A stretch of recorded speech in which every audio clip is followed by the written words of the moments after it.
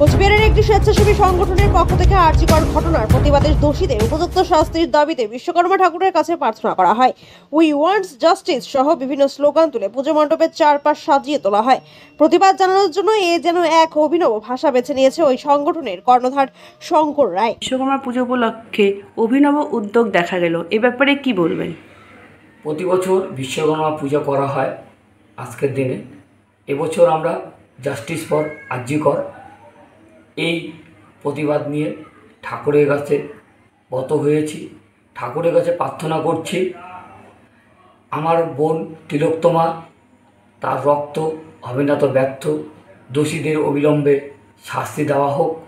সংগঠনের সকল সদস্যদের একটি দাবি ছিল একটি পুজোটি একটু অন্যভাবে করার জন্য।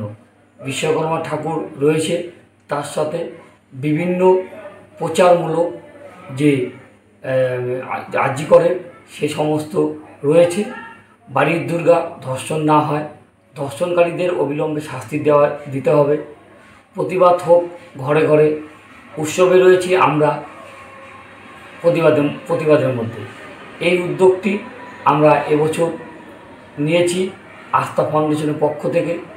সকলেই আজকে পুজো দিতে উপস্থিত ছিলেন এবং তাদের গাড়ি এবং জিনিসপত্র পুজো দিয়েছেন।